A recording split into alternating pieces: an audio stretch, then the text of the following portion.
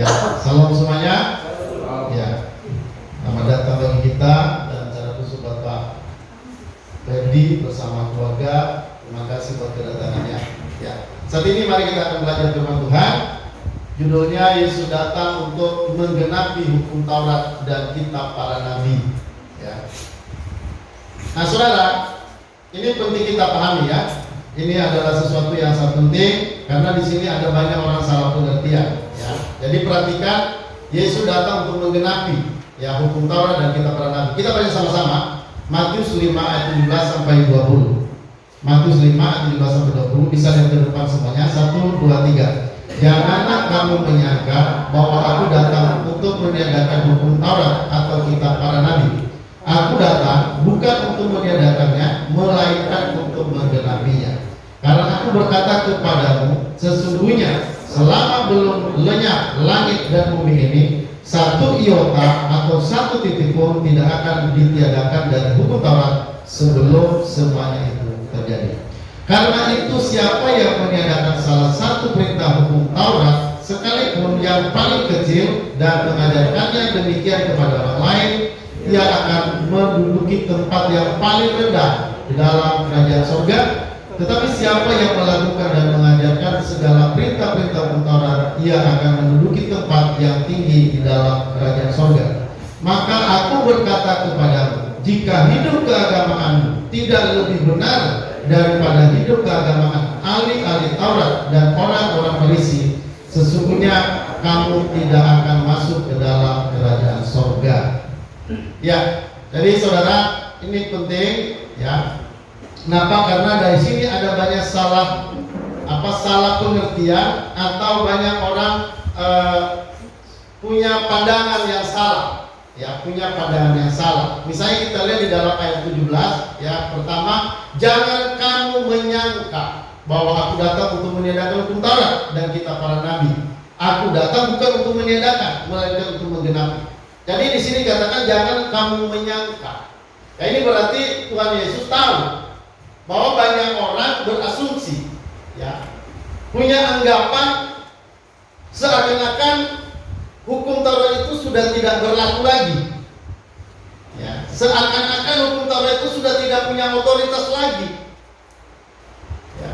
Jadi dengan kedatangan Yesus, banyak orang menyangka bahwa hukum Taurat sudah tidak ada lagi. Makanya banyak orang Kristen hari ini tidak suka baca perjanjian lama. Ya. Banyak orang Kristen gak suka dengan perjanjian lama. Banyak orang merendahkan perjanjian lama. Jadi kita ini sekarang karena di zaman perjanjian baru, jadi kita nggak perlu lagi baca perjanjian lama. Jadi kita cukup ya baca saja perjanjian baru, udah cukup buat kita. Nah saudara, bahkan sebenarnya juga ada pendeta yang saya tahu, pernah saya dengar langsung bahwa dia bilang kita nggak perlu lagi perjanjian lama. Ya. Nah saudara, itu sebenarnya sangat berbahaya. Kenapa? Karena dia merendahkan perjanjian lama itu. Dia pikir perjanjian lama itu bukan firman Allah. Ya. Nah saudara perhatikan, perjanjian lama dan perjanjian baru itu adalah firman Allah. Itu harus dicatatkan dulu ya. Perjanjian lama dan perjanjian baru, mulai dari kitab Kejadian ya sampai kitab Wahyu ya, itu adalah firman Allah sepenuhnya. Itu harus dipahami ya.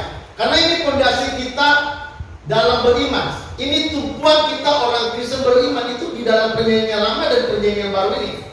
Nah kalau kita merendahkan perjanjian lama, maka itu sama dengan merendahkan firman Allah.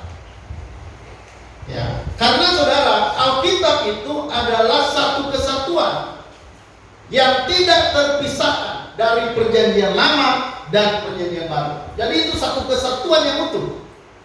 Tanpa perjanjian baru tidak ada perjanjian lama. Ya. Tanpa perjanjian lama tidak ada perjanjian baru. Karena itu satu kesatuan, ya. Jadi, saudara, perjanjian lama itu adalah firman Allah. Kedatangan Yesus bukan meniadakan perjanjian lama. Bukan meniadakan hukum Taurat. Nah, perhatikan, hukum Taurat itu kadang perjanjian lama itu mulai dari kitab Kejadian sampai kitab Maleakhi. Tapi kadang-kadang orang membagi lagi. Kadang hukum Taurat itu, ya itu hukum Taurat itu berarti hanya berbicara tentang hukum Musa, tulisan Musa, Kejadian sampai Ulangan. Tapi saudara, itu sebenarnya masalah pembagian. Ya, tapi yang jelas semua hukum Taurat sampai kitab para nabi sebenarnya itu adalah firman Tuhan sepenuhnya. Ya. Jadi makanya tadi Yesus berkata, jangan kamu menyangka aku datang meniadakan ya hukum Taurat dan para nabi. Kenapa? Karena banyak orang yang bilang, wah hukum Taurat itu kan hanya terdiri dari hukum-hukum. Ya, itu kan hanya hukum-hukum saja itu, kata mereka begitu. Nah saudara, itu salah. Perjanjian lama, hukum Taurat khususnya itu tidak hanya berisi hukum-hukum, tidak hanya berisi peraturan-peraturan. Perjanjian lama, khususnya hukum Taurat, itu bukan hanya sekedar hukum-hukum, tapi perhatikan baik-baik. Hukum Taurat itu adalah merupakan nubuatan. Ya, sekali lagi saudara, bahwa hukum Taurat itu merupakan nubuatan. Itu esensi dari perjanjian lama atau hukum Taurat. Jadi bukan hanya sekedar hukum aturan-aturan, bukan hanya sekedar hukum-hukum. Ya, tapi saudara perhatikan, hukum Taurat itu, ya, itu sebuah nubuatan. Ya, dia menubuatkan tentang apa? Tentang kedatangan Yesus. Dia menubuatkan tentang Yesus yang akan jadi juru selamat bagi orang percaya. Jadi hukum Taurat itu sekali lagi bukan hanya berisi hukum-hukum atau legalisme, tapi hukum Taurat itu intinya adalah nubuatan. Ya. Makanya Yesus datang dan Yesus berkata, jangan kamu menyangka bahwa aku datang untuk meniadakan hukum Taurat atau kitab para nabi. Aku datang bukan untuk meniadakannya, melainkan untuk menggenapinya. Ya, termasuk saudara, yang paling inti dalam hukum Taurat, intinya itu hukum Taurat itu merupakan nubuatan. Ya, itu yang harus diingat. Jadi bukan sekedar hanya aturan-aturan atau hukum-hukum atau legalisme. Ya, jadi saudara, pandangan yang salah dalam kekristenan, perhatikan, hukum Taurat tidak penting, ini pandangan mereka begitu. Hukum ini sudah lewat karena sudah lewat masanya. Sekarang kita berada di masa Yesus. Hukum Taurat lebih rendah daripada kitab PB. Nah ini pemahaman orang, ya terutama Kristen. Hukum Taurat itu isinya hanya hukum-hukum. Disebabkan karena salah pengertian terhadap pernyataan Paulus. Paulus kan pernah berkata kita tidak berada di bawah hukum Taurat. Nah, saudara, tidak berada di bawah hukum Taurat, ya bukan berarti hukum Taurat ditiadakan, bukan. Tidak berada di bawah hukum Taurat maksudnya begini.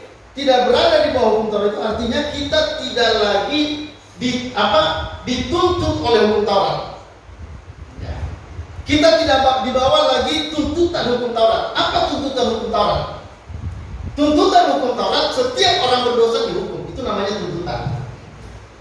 Nah, kita orang percaya tidak berada lagi di bawah tuntutan itu. Kenapa? Karena Yesus sudah datang. Yesus sudah datang ngapain? Yesus sudah datang dihukum untuk dosa-dosa kita. Jadi tuntutan hukum Taurat sudah digenapi oleh Yesus. Jadi Yesus datang untuk apa? Untuk menggenapi tuntutan hukum Taurat. Hukum Taurat berkata setiap orang berdosa dihukum mati. Setiap orang berdosa masuk neraka. Tidak ada solusi, tidak ada jalan keluar. Ya. Jadi orang berdosa itu, ya itu dituntut oleh hukum Taurat harus mati, harus binasa. Makanya Nabi Muhammad berkata upah dosa adalah maut. Ya, jadi sebenarnya hukum Taurat ini bukan penyelamat. Ini perlu diperhatikan. Hukum Taurat ini bukan penyelamat, tapi hukum Taurat ini penuntut pada keselamatan. Makanya orang yang percaya pada Yesus, kenapa mereka yakin? Orang Kristen itu ya, kenapa yakin kalau dia mati ke surga? Kenapa ada orang Kristen seberani itu mereka bilang bahwa kalau saya mati ke surga? Kenapa? Karena mereka yakin bahwa kematian Yesus itu untuk membayar tuntutan dari hukum Taurat. Hukum Taurat menuntut setiap orang berdosa harus dihukum. Dan itu dihukum bukannya mati, tapi itu mati sampai ke neraka. Itu hukuman daripada tuntutan dari hukum Taurat. Maka saudara, hukum Taurat itu memang bukan untuk menyelamatkan. Hukum Taurat itu diberikan untuk menjadi penuntun pada keselamatan. Jadi ini bedakan ya. Jadi hukum Taurat itu tidak ditiadakan. Memang kita tidak berada di bawah hukum Taurat lagi, tapi hukum Taurat itu tidak ditiadakan hingga hari sampai langit dan bumi lenyap pun hukum Taurat itu tidak ditiadakan. Dia tetap berotoritas sebagai firman Allah. Ada amin? Ya, jadi ini sangat penting sekali ya. Jadi untuk apa yang saya datang? Dia datang untuk menggenapi, bukan untuk mempertahankan, untuk memelihara hukum Taurat, bukan. Ya, dia menggenapi tuntutan hukum Taurat. Dia menggenapi nubuatan hukum Taurat. Hukum Taurat, saudara-saudara, itu berbicara bahwa Yesus itu akan datang mati bagi dosa-dosa kita. Nah, itu hukum Taurat. Hukum Taurat itu menyatakan seperti itu. Ya. Jadi Yesus datang, ya, untuk apa? Untuk menggenapi. Tapi perhatikan, bukan untuk mempertahankan, bukan untuk memelihara, bukan. Nah ini nanti kita pahami, ya. Kita perlu pahami ini karena ada dalam hukum Taurat yang setelah Yesus datang menggenapi, maka ada bagian-bagian tertentu yang kita tidak perlu ikuti. Nah, makanya di sini saya bilang tadi tidak mempertahankan atau memelihara hukum Taurat itu. Kenapa? Karena dalam hukum Taurat itu, saudara, itu ada 3 isi dari hukum Taurat.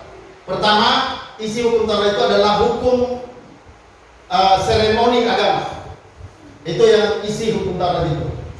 Hukum seremoni agama, ya, bagaimana beribadah, bagaimana orang datang pada Tuhan. Nah, dulu perjanjian lama, hukum Taurat, kalau ada orang datang pada Tuhan, mereka melalui seorang imam, mereka membawa binatang sebagai korban untuk menghadap Allah. Nah, jadi itu seremoni agama namanya. Nah, saudara, seremoni agama itu kan itu membawa korban, membawa domba, membawa binatang untuk dikorbankan untuk menghadap Allah melalui seorang imam. Nah, ini saudara sudah digenapi. Ini sudah digenapi. Makanya kita nggak boleh ikut ini lagi. Kenapa? Karena hukum Taurat ini kan penuntun, bayangan akan Yesus yang akan datang. Jadi bayangan, hukum Taurat itu bayangan, bukan aslinya. Pengampunan dosa yang sesungguhnya bukan oleh darah yang tercurah dari korban binatang, bukan. Yang sesungguhnya adalah Kristus yang mati di kayu salib. Itulah korban domba Paskah yang sempurna. Jadi setelah Yesus datang menyempurnakan semua korban-korban tadi itu, yang tadi lambang atau bayangan di dalam perjanjian, itu sudah tidak berlaku lagi. Dalam arti kita sudah tidak itu lagi. Kenapa? Karena yang aslinya, realita yang sesungguhnya itu sudah datang. Jadi bayangan nggak perlu lagi. Bayangan, gambaran, lambang dari Yesus yang akan datang. Jadi perjanjian hukum Taurat ini dia berbicara tentang Yesus yang akan datang, tapi dia berbicara dalam bentuk lambang, dalam bentuk bayangan, di mana setiap orang yang datang pada Yesus harus membawa korban binatang, dan melalui oleh imam nanti baru dibakar, dipotong, disembelih, lalu darahnya keluar, darahnya itu dioles pada mezbah itu, dan itu artinya orang itu dosanya sudah diampuni. Nah ini apa? Ini berbicara tentang Yesus yang akan datang. Jadi saudara perhatikan, prinsip keselamatan perjanjian lama dan perjanjian baru sama, yaitu prinsipnya pada Yesus, hanya melalui Yesus. Itu prinsipnya. Jadi perjanjian lama sama. Kalau di perjanjian lama dia berbicara tentang Yesus yang akan datang, yang mati di Golgota nanti yang akan datang. Tapi di perjanjian baru, Yesus yang sudah datang. Itu aja bedanya. Tapi sama-sama prinsipnya Yesus keselamatan itu. Makanya Yesus berkata, tidak ada seorang pun yang datang kepadaku, tidak ada seorang pun yang bisa datang kepada Bapa kalau tidak melalui aku. Ya. Jadi ini tegas benar ini. Maka setiap orang Kristen harus tahu ini. Ya, makanya seperti kita kan, kenapa kita tidak lagi datang pada Tuhan, tidak memelihara hukum Sabat. Itu kan di seremoni agama. Kita tidak memelihara lagi hari-hari tertentu. Kita tidak lagi membawa korban binatang kepada seorang imam untuk kita menghadap Tuhan, tidak lagi. Karena itu sudah digenapi. Yaitu datang untuk menggenapi baik sifatnya nubuatan Baik ini perbuatan yang dalam Torah berupa lambang-lambang tadi, berupa bayangan tadi, dan itu semua sudah digenapi. Jadi korban yang sempurna sudah datang. Jadi Yesus itu adalah korban yang sempurna. Nah, karena Yesus belum datang pada masa penyelamat, maka korban itu hanya korban bayangan. Jadi kalau korban bayangan itu sudah selesai karena korban yang sesungguhnya sudah datang, maka tidak perlu lagi kita nggak perlu lagi melakukan ibadah-ibadah seperti pola hukum Taurat, pola Musa. Tidak perlu lagi. Termasuk juga misalnya kenapa orang Kristen itu kok bebas makan apa saja? Kenapa orang Kristen kok bisa bebas makan apa saja? Makan daging, mau daging apa saja, bahkan kadang-kadang sampai daging ular juga dimakan. Ya. Kenapa? Padahal itu kan cuma dilarang di dalam perjanjian lama. Ya. Nah, saudara, itu semua aturan dibuat. Ya, perhatikan. Aturan-aturan itu dibuat supaya orang melanggar. Kenapa, saudara? Supaya dengan pelanggaran yang banyak orang sadar, saya ini orang berdosa. Jadi aturan-aturan dalam hukum Taurat itu sebenarnya mengurung orang di dalam dosa, supaya orang sadar dia orang berdosa. Jadi hukum Taurat itu sebenarnya penuntun orang bahwa orang itu butuh kasih karunia, butuh penyelamatan. Ya. Jadi hukum Taurat itu ditambahkan supaya apa? Supaya orang terkurung di dalam dosa. Orang sadar dirinya adalah orang berdosa. Tapi kan banyak orang hari ini mereka merasa benar, mereka merasa sudah berbuat baik kemana-mana, lalu mereka merasa bahwa sudah berkenan pada Tuhan. Saudara, tidak. Kalau dalam kekristenan tidak seperti itu. Perbuatan baik kita itu tidak ada artinya apa. Amin, saudara. Tidak ada artinya. Kalau di hadapan Allah, perbuatan baik itu tidak ada artinya. Yang membuat Allah berkenan itu bukan karena perbuatan baik, tapi yang membuat Allah berkenan itu hanya kepada anaknya yang tunggal, yaitu Yesus Kristus. Karena dialah manusia yang sempurna, yang tidak melakukan dosa apapun. Satu dosa pun tidak pernah dibuat oleh Yesus. Makanya saudara, darahnya itu menjadi darah yang berkenan. Ketika dia disalib itu darahnya menjadi darah yang berkenan. Sehingga darah itu menjadi darah yang bisa mengampuni seluruh dosa manusia yang percaya. Jadi saudara dan saya yang percaya, itu dosa kita itu sudah dibereskan. Maka 100% orang percaya itu selamat. Kenapa? Karena pembayaran itu pembayaran yang real, fakta.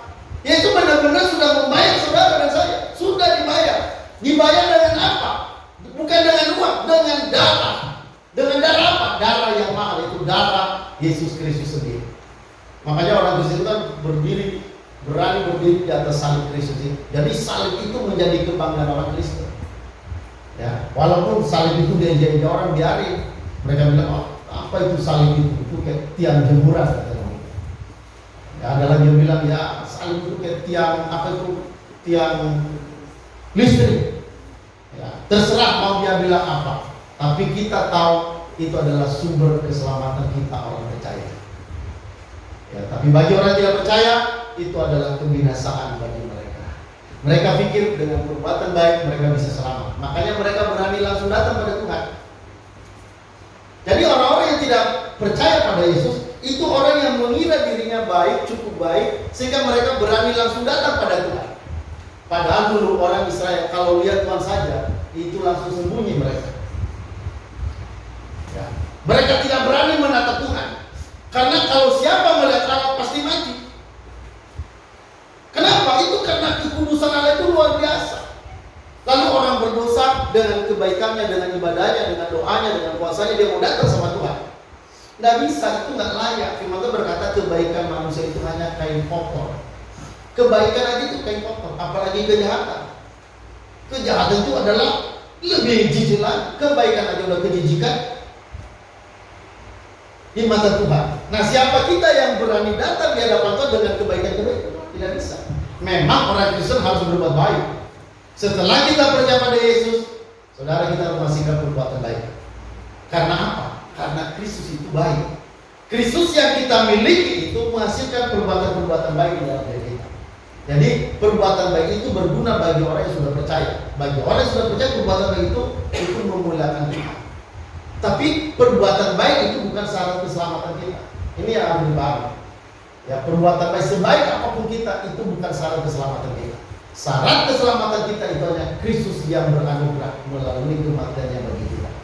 Jadi oleh kematiannya dia membayar segala dosa kita.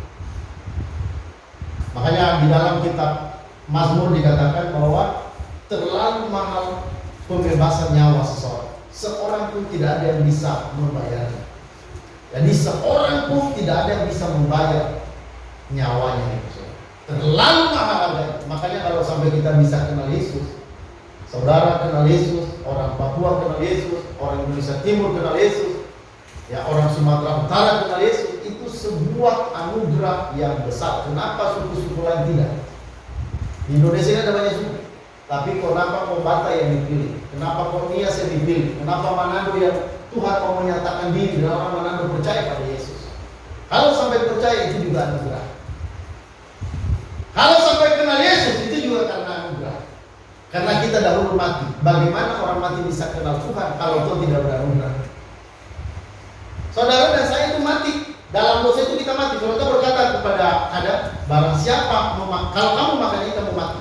Mati itu bukan hanya mati jasmani, itu mati rohani. Mati rohani itu artinya hubungan terputus dengan Allah.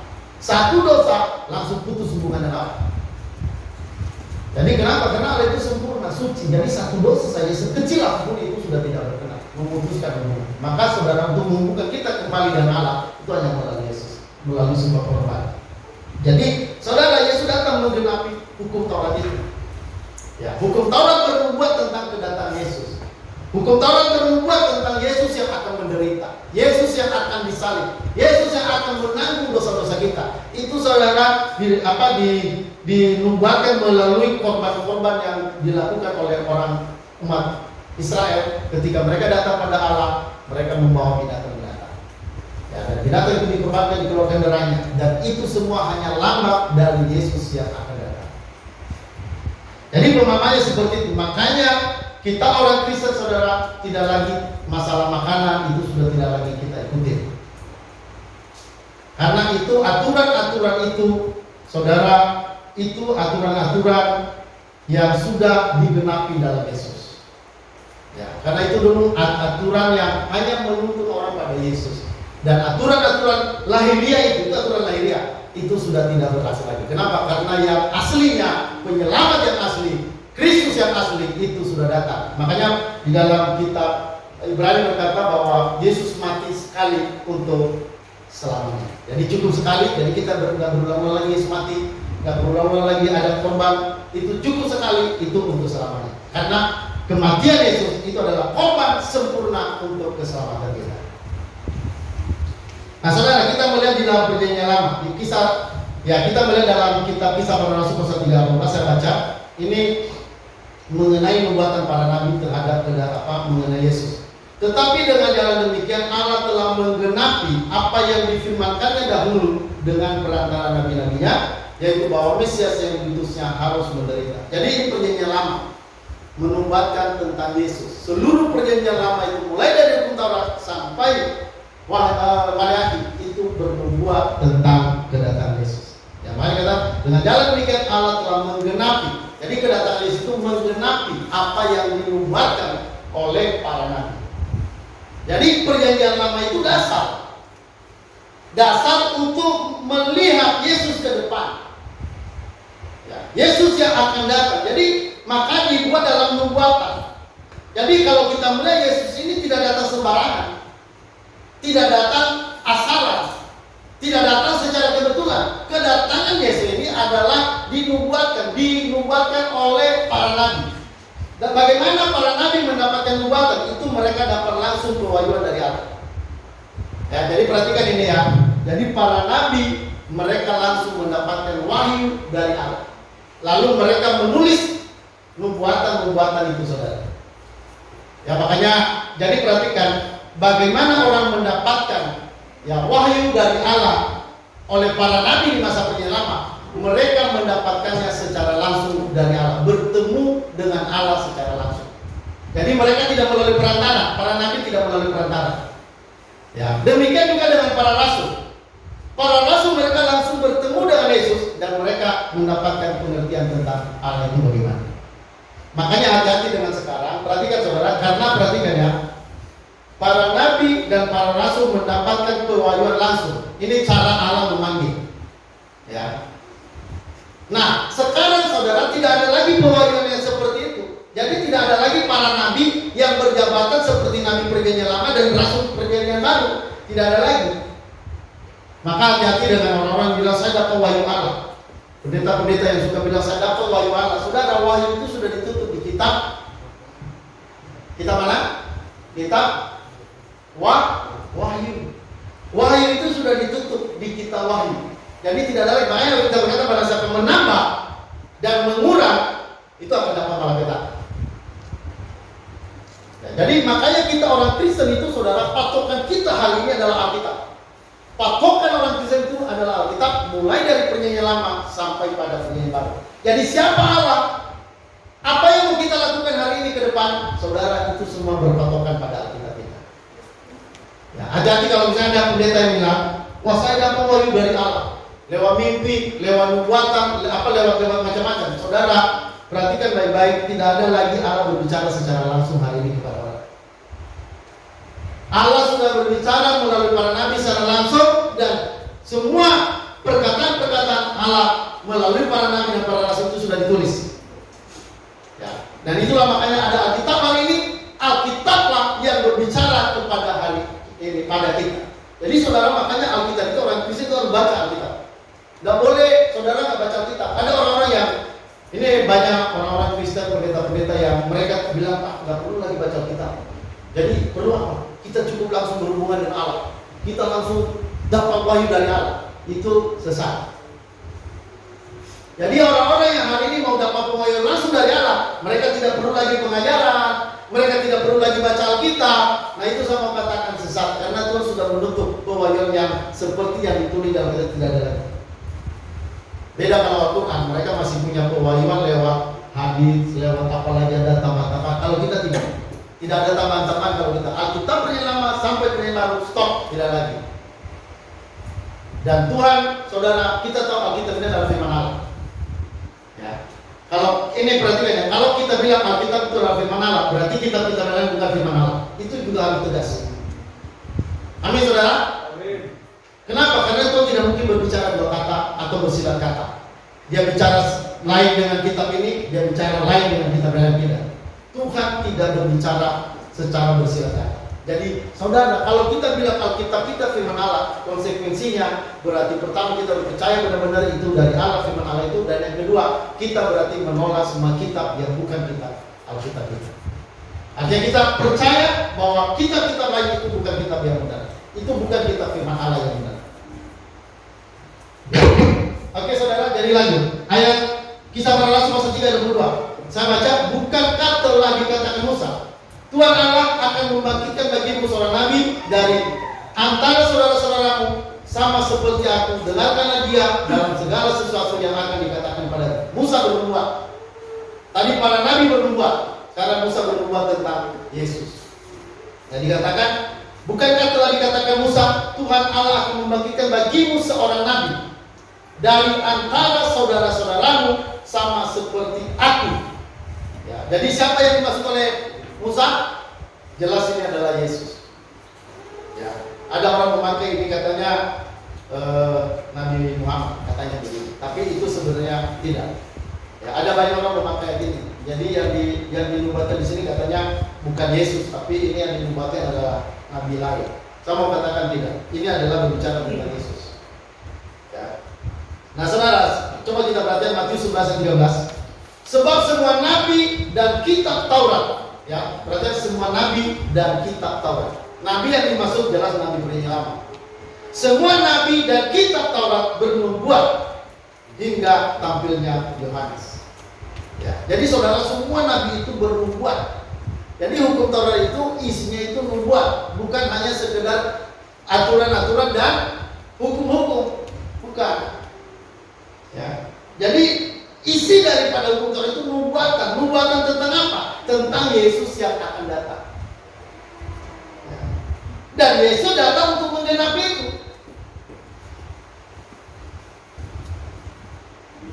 Jadi kedatangan Yesus itu, perhatikan saudara, itu bukan secara kebetulan. Jadi kita melihat di sini rahasia. Inilah rahasia bagaimana Allah menyelamatkan itu. Jadi itu benar-benar dari Allah. Penyelamatan itu bukan sembarangan. Banyak orang merancang keselamatan bagi dirinya. Saudara, tidak bisa. Saya bilang merancang keselamatan bagi dirinya dengan cara apa? Dengan beragama, dengan beribadah. Itu cara merancang keselamatan. Saudara, keselamatan itu tidak bisa dirancang oleh manusia. Itu adalah idenya Allah sendiri. Itu inisiatif Allah sendiri. Makanya kalau kita lihat nanti, para nabi bernubuat. Para nabi itu pun hidup pada zaman yang berbeda. Hidup di tempat yang berbeda, tapi nubuatan mereka sama. Berbicara tentang Yesus yang akan datang. Ini hebatnya. Musa menulis itu kita sekitar 1500 tahun sebelum Yesus datang. Yesaya menulis tentang Yesus 700 tahun sebelum Yesus datang. Itu ada perbedaan waktu yang lama. Tidak pernah ketemu antara Musa dan Yesaya, tapi kok berbicara yang sama tentang Yesus. Kenapa kok bisa berbicara hal tentang Mesias yang akan datang? Juru selamat kita, saudara, inilah rahasianya. Karena ini rahasia Allah. Ini adalah penyelamatan yang dari Allah. Jadi keselamatan itu tidak bisa dirancang oleh manusia. Ini rancangan Allah sendiri. Jadi kita ini nggak salah, saudara. Kita sedang belajar hal yang tidak salah. Kita tidak sedang disesatkan. Tapi kita sedang berada pada jalur yang benar, di mana kita tahu bahwa keselamatan itu rancangan Allah. Rancangan Allah itu dituangkan dalam tulisan para nabi. Jadi akurat benar. Ya, itu benar-benar luar biasa. Alkitab itu adalah pewahyuan yang menyatakan tentang keselamatan kita, tentang Allah yang menyelamatkan kita. Maka saudara, orang Kristen tidak boleh mengabaikan Alkitab. Ada banyak orang Kristen yang kadang-kadang nggak studi mau membaca Alkitab. Ya, saudara, jangan sampai saudara tidak baca Alkitab. Orang yang tidak membaca Alkitab itu sama dengan merendahkan Alkitab. Karena Alkitab itu adalah tulisan tentang Allah, pewahyuan tentang diri Allah. Ya, jadi saudara, kalau kita yakin itu Alkitab adalah firman Allah, maka konsekuensinya kita harus percaya pada Alkitab dan kita harus membaca Alkitab. Kalau kita bilang itu firman Allah, tapi kita nggak baca, itu menandakan kita nggak percaya pada firman Allah. Jadi saudara, mari bacalah Alkitab. Nah saudara, perhatikan, hukum Taurat esensinya bukan sekedar hukum, tapi adalah nubuat. Seluruh pernyataan hukum Taurat dan kitab para nabi, isinya adalah melihat ke depan tentang kedatangan Yesus yang akan datang.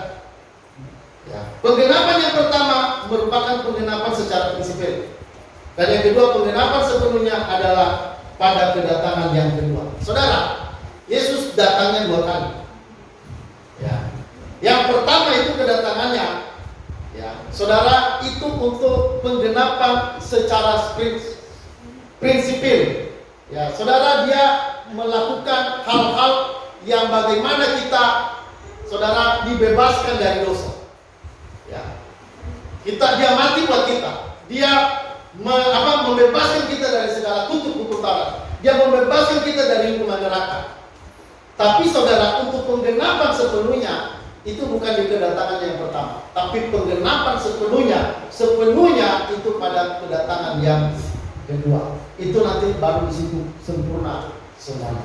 Kita langsung bisa bertemu dengan Allah pada penggenapan yang kedua. Jadi kita masih menantikan kedatangan Tuhan Yesus yang kali kedua. Amin. Kalau yang pertama sudah digenapi, ya, maka yang kedua juga pasti digenapi. Ada ratusan nubuatan Alkitab sudah digenapi. Ada sebagian yang masih belum. Kenapa? Karena kedatangan yang kedua inilah yang kita tunggu-tunggu itu. Ya, makanya kalau hari ini kita mengalami banyak masalah, penderitaan, sakit dan sebagainya, saudara, kita anak Tuhan karena punya pengharapan akan bertemu Tuhan. Kita punya pengharapan kita akan bertemu dengan Tuhan, maka orang percaya itu dia tidak akan stres luar biasa. Kenapa? Karena ada pengharapan. Ada pertemuan dengan Tuhan. Ada tempat yang mulia. Saudara, di sorga itu perhatikan baik-baik. Ada sesuatu yang tidak ada. Apa itu saudara yang tidak ada? Tidak ada penyakit di sana. Halo, amin? Amin. Jadi nanti di sorga, kalau udah sampai di sorga itu sudah tidak ada penyakit. Tidak ada corona. Ya, tidak ada COVID, tidak ada. Tidak ada masalah. Tidak ada lagi perkelahian di sana. Tidak ada laknat, tidak ada kematian, tidak ada lagi air mata di sana. Maka saudara, kalau sampai orang paham ini, maka seharusnya dia hidupnya bersukacita sekalipun ada dalam tekanan-tekanan. Selama kita masih ada dalam dunia, tekanan-tekanan itu masih tetap ada. Tapi kita kuat, kenapa? Karena kita punya pengharapan, kita punya rumah bukan di sini. Kita punya rumah permanen di sorga. Kita punya tempat permanen di sorga. Kita sementara di bumi ini, Musa berkata 70 sampai 80 tahun paling kuat rata-rata orang lalu akan meninggal. Saudara, kematian bagi anak Tuhan bukanlah problem. Kematian bagi anak Tuhan bukanlah hal yang menakutkan. Kematian bagi anak Tuhan itu adalah keselamatan yang nyata. Saudara bisa melihat Allah langsung, saudara akan dibawa ke dalam rumahnya, kita akan bersama-sama di sana. Nanti kita akan ketemu dengan Abraham, nanti kita ketemu dengan bapak kita Yakub, ya kakek kita siapa? Bapaknya Yakub, Ishak. Kita akan ketemu dengan mereka di sana. Saudara, itulah yang merupakan hadiah terbesar dari Allah buat kita orang-orang percaya. Itu harta yang terbesar, itu berkat yang terbesar, yang itu yang sungguh-sungguh itu akan menjadi sebuah kenyataan. Maka orang-orang Kristen itu sekalipun diganggu, dihina, dicela, saudara, anak Tuhan itu tetap bersukacita. Kenapa? Karena firman Tuhan berkata, upahmu akan besar di sorga. Jadi kita punya upah di sorga, ya. Oke, lanjut saudara. Ayat 18. Karena aku berkata padamu, sesungguhnya selama belum lenyap langit dan bumi ini, satu iota atau satu titik pun tidak akan ditiadakan dari Taurat sebelum semuanya itu terjadi. Jadi saudara perhatikan, ayat 18 PL adalah firman Tuhan yang berotoritas. Jadi jangan kita merendahkan perjanjian lama. Perjanjian lama itu adalah dasar dari perjanjian baru. Ya, karena itu tadi isi dari perjanjian lama itu nubuatan-nubuatan tentang Yesus. Jadi selama langit masih ada, ya selama bumi masih ada, artinya perjanjian lama juga tetap ada. Selama langit dan bumi belum lenyap, perjanjian lama hukum Taurat itu tidak ditiadakan, selalu ada. Dan saudara, itu adalah firman Tuhan. Ada orang-orang Kristen bilang Alkitab itu hanya sebagian firman Allah. Saudara, tidak. Alkitab itu firman Allah sepenuhnya, bukan sebagian. Ada lagi orang bilang Alkitab itu mengandung firman Allah. Itu salah. Saudara, seluruh Alkitab itu adalah firman Allah, bukan mengandung firman Allah atau bukan berisi firman Allah atau sebagian firman Allah. Kenapa orang bilang sebagian? Karena dia bilang Alkitab itu sebagiannya ada dongeng. Ya, sebagian ada cerita-cerita dongeng di dalamnya. Saudara, bukan. Alkitab itu sepenuhnya firman Tuhan. Alkitab itu tidak bisa ditiadakan sebelum langit dan bumi lenyap. Tidak ada sekecil apapun, bahkan satu titik, ya, satu titik atau satu iota, satu titik saja itu tidak bisa hilang. Itulah firman Allah. Jadi saudara, Alkitab perjanjian lama itu adalah sama-sama berotoritas, firman Allah sama dengan perjanjian baru. Jadi kita nggak boleh merendahkan perjanjian lama. Ya hanya saudara, karena Yesus datang sudah menggenapi, berarti ada hal lain yang sudah tergenapi, berarti sudah tidak lagi dilakukan. Ya. Tidak dilakukan bukan berarti tidak berotoritas. Ya. Kita tidak di bawah hukum Taurat bukan berarti jadi hukum Taurat tidak bukan firman, bukan saudara. Ya. Jadi itu harus dibedakan, berada di bawah hukum Taurat. Itu juga harus dibedakan bahwa berbeda dengan meniadakan, ya, meniadakan firman Allah. Jadi hukum Taurat itu tidak ditiadakan. Yang Tuhan bilang tidak ditiadakan. Ya, tetapi itu ada bedanya dengan masalah mana yang kita lakukan, mana yang perlu kita lakukan, mana yang tidak. Kenapa? Karena itu sudah digenapi. Hal-hal yang sudah digenapi nggak perlu lagi. Tetapi bukan berarti tidak berotoritas firman Allah. Jadi tetap dia punya otoritas firman Allah. Oke saudara, ayat 19. Karena itu siapa yang meniadakan salah satu perintah hukum Taurat, sekalipun yang paling kecil, dan mengajarkan demikian kepada orang lain, ia akan menduduki tempat yang paling rendah di dalam kerajaan sorga. Tapi siapa yang melakukan dan mengajarkan segala perintah-perintah hukum Taurat, ia akan menduduki tempat yang tinggi di dalam kerajaan sorga. Ya, ayat 19, konsekuensi bagi orang yang meniadakan hukum Taurat, yang merendahkan hukum Taurat, merendahkan bahwa itu bukan firman Allah lagi. Kita sudah tidak lagi di masa perjanjian lama, kita sekarang ada di masa perjanjian baru. Itu saudara merendahkan. Ya, konsekuensi bagi yang meniadakan hukum Taurat mendapat tempat yang paling rendah dalam kerajaan Allah. Yang melakukan akan dapat tempat yang tinggi di dalam kerajaan Allah. Jadi saudara, hukum Taurat itu firman Allah. Ya, itu firman Allah apa tadi? Firman Allah yang bernubuat tentang kedatangan Yesus. Walaupun itu sudah digenapi, bukan berarti itu sudah tidak berlaku. Saudara, itu masih berotoritas firman Allah. Karena itu dasar dari sana, sehingga kita memiliki kepercayaan Yesus itu adalah Tuhan dan Juru Selamat bagi kita. Jadi saudara, ada awalnya, ada cerita awalnya, ada kisah awalnya. Jadi bukan tiba-tiba kita percaya Yesus Tuhan dan Juru Selamat, bukan. Ada semua dasar-dasarnya, yaitu didasari dengan nubuatan-nubuatan yang ada di Perjanjian Lama. Jadi bayangkan aja, Yesus datang 700 tahun kemudian, tapi sudah dinubuatkan sebelum dia datang. Bayangkan, itu kan luar biasa, dan itu semua terjadi secara akurat. Kelahirannya itu sudah dinubuatkan, kematiannya sudah dinubuatkan. Itu semua terjadi secara akurat. Makanya dia datang, aku datang untuk menggenapi setiap nubuat para nabi. Jadi ini menunjukkan bahwa memang Yesus itu adalah Juru Selamat buat kita. Anda tak usah ragu-ragu. Kalau saudara sudah percaya Yesus sebagai Tuhan dan Juru Selamat, Anda tidak perlu ragu lagi. Saudara pasti selamat. Ya, jangan ragu-ragu tentang keselamatan, karena ada orang percaya pada Yesus, tapi dia nggak yakin 100% selamat. Karena dia pikir begini, bagaimana nanti kalau besok-besok saya berbuat dosa? Bagaimana nanti kalau sebelum saya mati, 1 detik sebelum saya mati saya sudah berdosa? Saudara, dosa-dosa yang dulu, dosa yang akan datang sebelum saudara mati, saat saudara mati, itu semua sudah dibayar di atas kayu salib. Jadi bukan hanya dosa saudara waktu percaya itu yang ditebus. Semua saudara, dosa ketika kita sebelum percaya dan dosa setelah kita percaya, itu semua sudah lunas dibayar. Bukan cicil, tapi lunas, dibayar secara lunas. Jadi kalau udah lunas, bagaimana lagi? Apa yang saudara khawatirkan lagi? Dosa itu sudah dibayar, hutang dosa kita sudah dibayar lunas. Itu semua saudara, itu berdasarkan nubuatan Alkitab. Dan itu nubuatan-nubuatan juga sudah digenapi. Jadi benar-benar keselamatan itu real. Ya. Benar-benar keselamatan kita itu real. Oke saudara, selanjutnya ayat 20. Ya, jadi yang ayat 19 tadi menegaskan tidak boleh merendahkan perjanjian lama.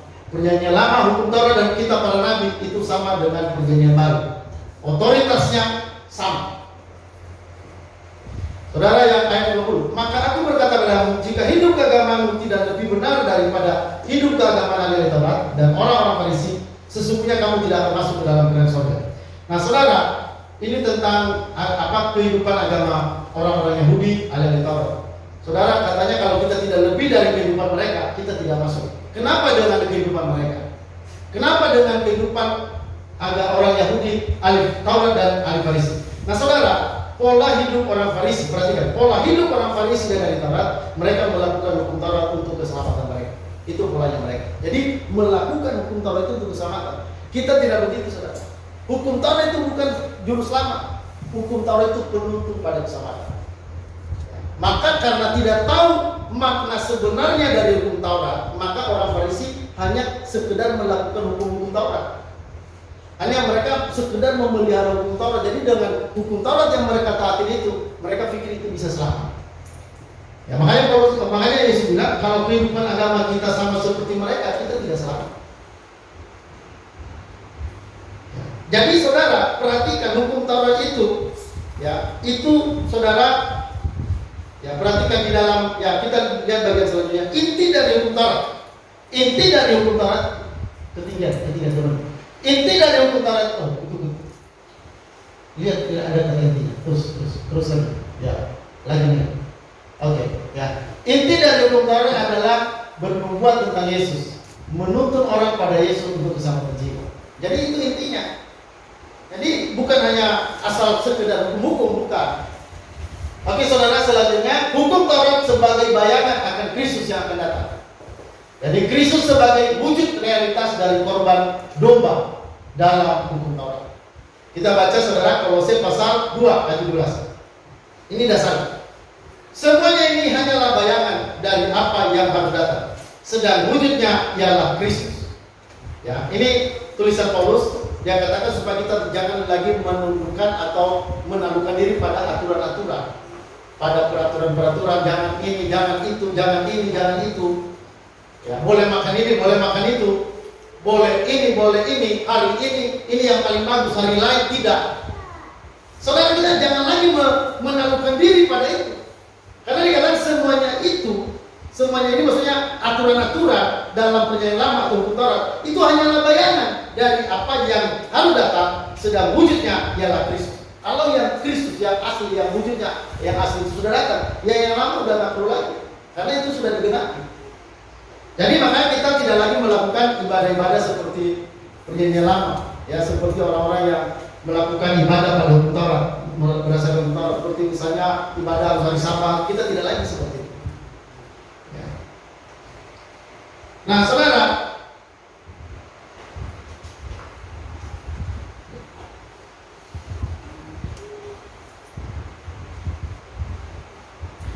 ya dalam Ibrani pasal 8 ayat 5 dikatakan pelayanan mereka adalah gambaran dan bayangan dari apa yang ada di sorga.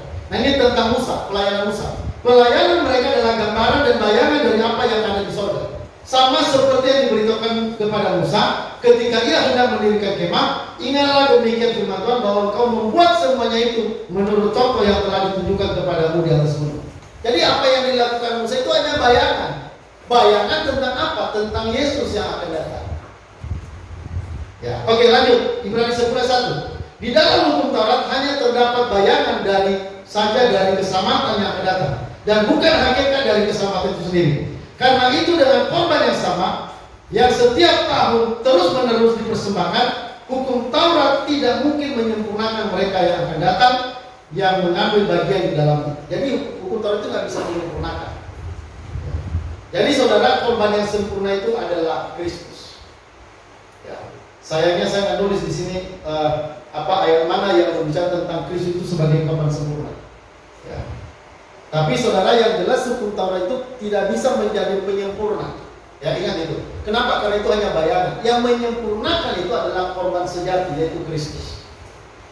Ya. Jadi saudara, tentang keselamatan ini sangat-sangat jelas. Itu bukan direkayasa. Keselamatan itu nggak bisa direkayasa. Keselamatan itu nggak bisa dibuat-buat. Keselamatan itu benar-benar adalah rencana Allah. Dan kita harus belajar hal ini. Gak bisa kita diamkan. Dan kita juga harus mengajarkan kepada orang-orang di sekitar kita, kepada anak-anak Tuhan di sekitar kita. Oke saudara, selanjutnya ini hukum Taurat. Saya bagi hukum Taurat itu isinya dibagi 3. Itu tadi yang pertama, hukum sipil. Tidak perlu kita lakukan karena ini hukum yang berlaku untuk orang Israel sebagai sebuah bangsa. Ya, misalnya aturan-aturan tentang perang itu kita nggak perlu ikut. Ya. Terus yang kedua, hukum seremoni agama tidak perlu dilakukan karena korban yang sempurna Yesus sudah datang. Ya. Yang ketiga, hukum etika dan moral itu masih terus kita lakukan. Jangan membunuh, jangan berzina, itu tetap kita lakukan. Karena itu adalah hukum moral. Amin saudara? Amin. Itu hukum kasih pada Allah, kasih pada sesama. Nah itu kita tetap lakukan sampai sekarang. Tapi kalau aturan-aturan yang sifatnya tadi korban-korban dalam ibadah itu nggak perlu lagi, karena itu sudah digenapi dengan kedatangan Yesus yang pertama. Jadi saudara, artinya bahwa keselamatan kita itu jelas.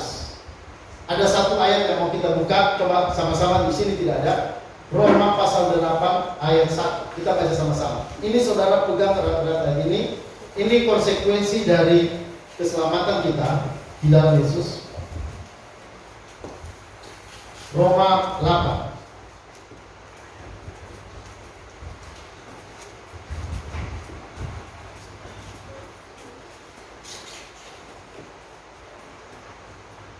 Roma 8 ayat 1. Kita baca sama-sama. 1, 2, 3. Demikian sekarang tidak ada hukuman bagi mereka yang ada dalam Kristus Yesus. Ya, demikianlah sekarang. Ini sekarang, bukan besok ya. Demikianlah sekarang tidak ada penghukuman bagi mereka yang ada dalam Kristus Yesus. Ini ingat baik. Saudara dan saya sudah tidak dihukum lagi. Kenapa? Karena kita sudah di dalam Kristus. Demikianlah sekarang tidak ada penghukuman bagi mereka yang ada.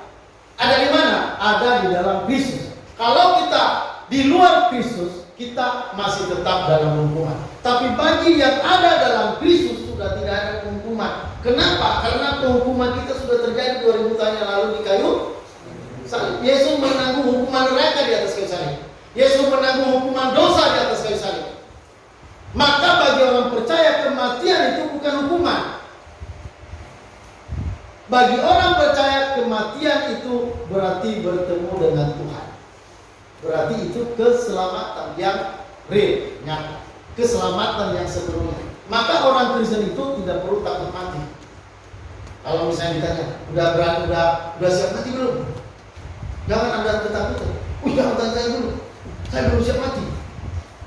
Saudara, memang kita tidak perlu cepat-cepat mati. Kapan matinya kita juga nggak tahu. Karena Tuhan yang mengatur semua itu. Amin. Tetapi kalau pada waktunya harus tiba, kita tak usah takut.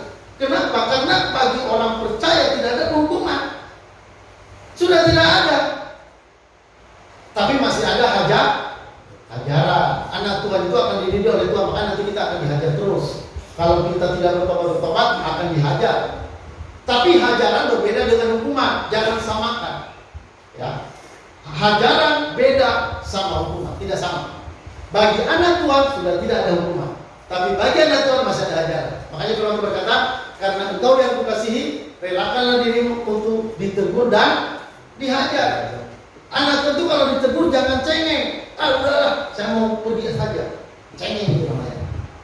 Ya, jangan cengeng. Anak Tuhan kalau ditegur itu sebenarnya untuk menolong kita ke depan. Supaya kita makin bagus, supaya kita makin dewasa.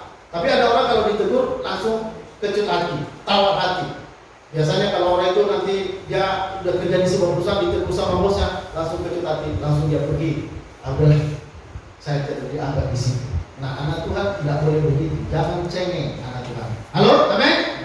Ya, ditegur, dihajar, ya, disakitin, anak Tuhan tidak perlu takut. Itu semua hajar, itu semua didikan buat kita sebagai anak Tuhan. Jadi bagi anak Tuhan sudah tidak ada hukuman. Itu yang lebih baik. Ya, saya percaya tidak ada hukuman ini, saudara, itu ketika saya bertobat di Medan. Itu tahun 90, saya masih umur 19 tahun. Sejak saat itu, saudara, saya yakin tidak ada lagi hukuman atas diri saya. Kenapa? Karena saya sudah percaya pada Yesus. Ya, saya umur 19 tahun tamat dari SMA. Dan hingga hari ini saya benar-benar berpegang teguh pada kebenaran ini. Kenapa, saudara? Karena kebenaran yang kita pelajari ini benar-benar sempurna. Ya, kita punya dasar Alkitab firman Allah, Perjanjian Lama sampai Perjanjian Baru, dan saya mau katakan itu sempurna. Itu kalau misalnya kalau kita lihat Alkitab, ya, nggak mungkin itu pikiran ide manusia itu. Alkitab itu nggak mungkin. Itu nggak mungkin. Bagaimana 700 tahun ke depan dia bisa memprediksi, meramal tentang kedatangan Yesus. Bagaimana bisa kalau itu bukan dari Allah? Bagaimana Musa bisa memprediksi kedatangan seorang raja, yaitu Yesus? Nggak mungkin. Itu 1500 tahun baru nanti datang. Musa aja belum mati, dia nggak melihat wujud Yesus yang datang itu. Tapi dia sudah bernubuat. 500 tahun Mika berkata, nanti engkau akan lahir di Betlehem Efrata. Dia akan dilahirkan di Betlehem Efrata. Yesaya berkata bahwa dia akan menderita dan ganjaran yang ditimpakan kepada itu karena kita. Saudara, sudah dinubuatkan ratusan tahun sebelum dia datang. Jadi nggak mungkin lagi itu salah, dan itu kan mungkin dari pikiran manusia. Itu jelas, itu sempurna, itu dari Allah. Saya mau katakan tidak ada rencana Allah yang datang. Amin, saudara. Ini yang kita pegang, saudara, karena pasti Yesus akan datang. Kita tunggu hari dan waktu itu. Saudara, untuk itu bersiap.